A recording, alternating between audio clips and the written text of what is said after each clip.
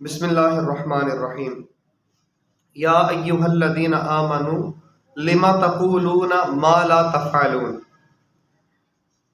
ناظرین، آج میں نے جو آیا مبارکہ آپ کے سامنے ابھی پڑھی ہے، اس میں تنبیہ ہے ان تمام علماء کے لیے، ان تمام سیاستدانوں کے لیے، ان تمام اساتذہ کے لیے کہ جو بات تو کر دیتے ہیں مگر اس پر پورا نہیں اترتے۔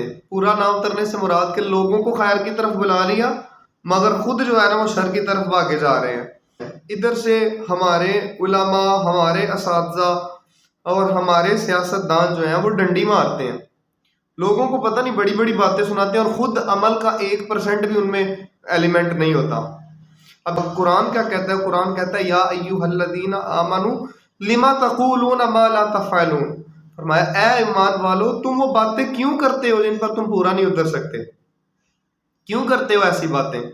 تو ایسا ہی ہے ہمارے معاشرے میں، لوگوں کو دعوت تو دینے کا رواج بڑا، کوئی تھوڑا سا باشعور ہے نا تو فتوے لگانا شروع کر دیتا ہے، مگر خود اگر عمل کے بارے میں پوچھا جائے تو 1% بھی اس کے اندر عمل نہیں ہوگا۔ تو لہٰذا جہاں پہ آپ لوگوں کو بڑی بڑی باتوں کی طرف بلاتے ہیں، خیر کی طرف بلاتے ہیں، اچھے کاموں کی طرف بلاتے ہیں، وہاں پر خود کو بھی تو ٹھیک کرے نا۔ سب سے پہلے اپنی اصلاح کرنی چاہیے اور اس کے بعد پھر دوسروں کا سوچنا چاہیے۔ اب میں اگر جھوٹا ہوں، جھوٹ بولنے والا ہوں، تو میں کسی کو کیسے کہہ سکتا ہوں کہ تم سچ بولو؟ ہاں، مگر میں پھر بھی جناب ہمت کر کے کہہ رہا ہوں سچ بولنا جو ہے جھوٹ بات ہے، یہ نہ بولا کرو، یہ تو اس سے تو بڑے کام خراب ہو جیسے اللہ اور اس کا رسول ناراض ہو جاتا ہے، جبکہ خود میں جناب سب سے بڑا جھوٹا ہوں۔ تو یہ بات سمجھ میں نہیں آتی۔ میں چند ایک احادیث آپ کے ہاں رکھنا چاہتا ہوں، آپ کو سنانا چاہتا ہوں۔ حضرت اسامہ بن زید رضی اللہ تعالی عنہ آپ فرماتے ہیں کہ نبی پاک صلی اللہ علیہ وآلہ وسلم نے ارشاد فرمایا کہ قیامت کے دن ایک شخص کو اللہ تعالیٰ کی ذات حکم دیں گے کہ اس کو دوزخ میں ڈال دو، اس کو دوزخ میں ڈال دیا جائے گا، دوزخ میں ڈال دیا جائے گا، اس کو سخت عذاب دیا جائے گا، اتنا عذاب کہ اس کی شدت سے اس کا پیٹ پھٹ جائے گا اور اس سے آنتڑیاں نکل آئیں گی۔ آنتڑیاں نکلیں گی تو وہ جس طرح چکی کا گدا ہوتا ہے نا، گول گول گھومتا ہے، اسی طرح وہ شخص گول گول گھومے گا۔ جب وہ گھومے گا تو لوگ اس سے پوچھیں گے کہ تم تو وہ نہیں ہو جو دنیا میں رہتے ہوئے لوگوں کو اچھائی کی طرف بلاتا تھا اور برائی سے روکتا تھا، تم تو وہی ہو کہ لوگوں کو خیر کی طرف بلاتے تھے، تمہارے ساتھ یہ کیا ہو گیا؟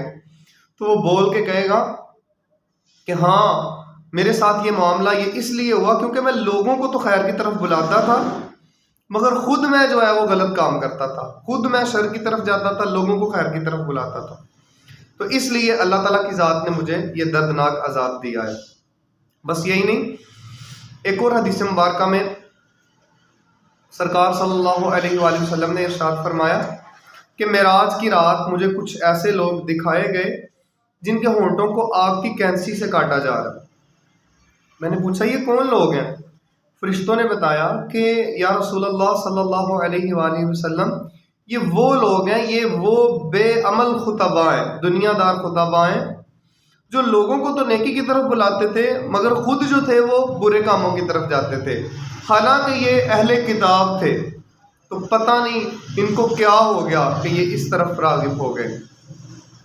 اب آپ دیکھیں، ہر بندہ اپنا ذمہ دار ہے، جو تھوڑا سا بھی باشعور انسان ہے، جو دین کی تھوڑی سی سمجھ رکھتا ہے، جیسے سرکار صلی اللہ علیہ وآلہ وسلم نے ارشاد فرمایا بلغوا عنی ولو آیا، کہ میری طرف سے پہنچا دو خواہ ایک آیت ہی کیوں نہیں ہے۔ پہنچانے کا مطلب یہ ہے کہ خود بھی عمل کیا جائے اور لوگوں کو بھی اس عمل کی طرف بلایا جائے۔ اب میں خود عمل نہ کروں اور لوگوں کو جناب بلاتا پھروں کہ آؤ خیر کی طرف، یہ سچ کی طرف آؤ، برے کام چھوڑ دو۔ پہلے خود وہ حضرت بابا فرید الدین گنج شکر رحمۃ اللہ تعالیٰ علیہ کا واقعہ کتنا مشہور ہے کہ آپ کے پاس ایک عورت آئی اپنا بچہ لے کے، تو کہتی ہے کہ حضور میرا یہ بچہ شکر بڑی کھاتا ہے، تو اس کو منع کرے کہ یہ شکر نہ کھائے۔ تو آپ فرماتے ہیں کہ بیوی اس کو صبح لے کے آنا۔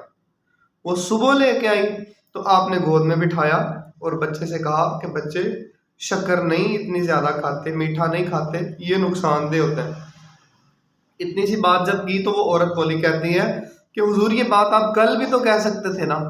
تو آپ نے فرمایا کل میں نے خود شکر کھائی ہوئی تھی تو میں اس کو منع کیسے کرتا.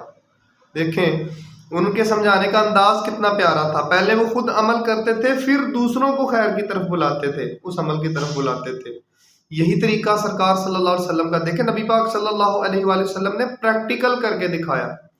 آپ سرکار صلی اللہ علیہ وآلہ وسلم کی زندگی ساری عملی نمونہ ہے نا، کہ لوگ ان کو دیکھ کر انسپائر ہوتے تھے کہ حضور علیہ الصلوۃ والسلام ایسے ہیں.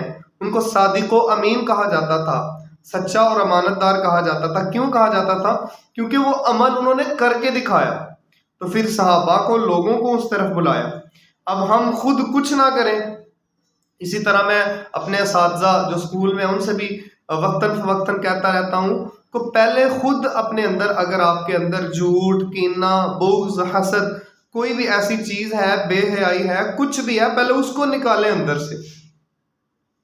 پہلے اس کو اندر سے نکالا جائے، پھر لوگوں کو اس طرف بلایا جائے، پھر بچوں کو اس طرف بلایا جائے.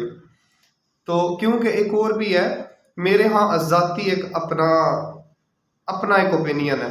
وہ یہ کہ جو کچھ استاد کے سینے میں ہوتا ہے نا، وہ آٹومیٹکلی جو ہے وہ شاگرد کے سینے میں ڈلیور ہو جاتا ہے. اگر وہ اندر سے بے حیا ہے، اندر سے وہ جھوٹا ہے، اندر سے مکار ہے، تو یہ اس کے شاگرد میں بات جائے گی ہی جائے گی. تو اس کے لیے ضروری ہے کہ پہلے ہم خود ٹھیک ہوں اور باقی کام جو ہے وہ بعد میں کریں. اسی کے سلسلہ میں میں آپ کے سامنے ایک اور حدیث مبارکہ رکھنا چاہتا ہوں. حضرت ولید بن عقبہ رضی اللہ تعالی عنہ، آپ فرماتے ہیں کہ کچھ لوگوں کو دوزخ میں عذاب دیا جا رہا ہوگا، تو کچھ جنتی لوگ ان کے پاس اکٹھے ہوں گے، اور اکٹھے ہو کے تو پوچھیں گے کہ یہ آپ لوگ کیا کر رہے ہیں، آپ لوگ یہاں پہ کیا کر رہے ہیں. تو وہ بول کے تو کہیں گے کہ ہمیں دوزخ میں اس لیے ڈالا گیا ہے کیونکہ ہم خود تو لوگوں کو خیر کی طرف بلاتے تھے، مگر عمل کی دولت ہم میں 1% بھی نہیں تھی. تو لہٰذا ان سیاستدانوں کو، ان مولویوں کو، اور ان اساتذہ کو، اور ان باشعور لوگوں کو میرا یہ پیغام ہے کہ اگر آپ لوگوں نے لوگوں کی تربیت کرنی ہے، لوگوں کو خیر کی طرف بلانا ہے، تو براہ کرم پہلے اپنے اندر کو ٹھیک کریں. تو جب یہ اندر ٹھیک ہو جائے گا تو پھر سارے معاملات ٹھیک ہو جائیں گے. صرف سمجھنے کی ضرورت ہے کہ پہلے خود کو ٹھیک کیا جائے، پھر لوگوں کو اس طرف بلایا جائے. میرا ٹاپک آج کا یہی ہے. دعا کرتا ہوں اللہ کریم سے کہ اللہ تعالیٰ کی ذات مجھے اور آپ کو عمل کی توفیق عطا فرمائے. آمین بجاہ النبی الامین.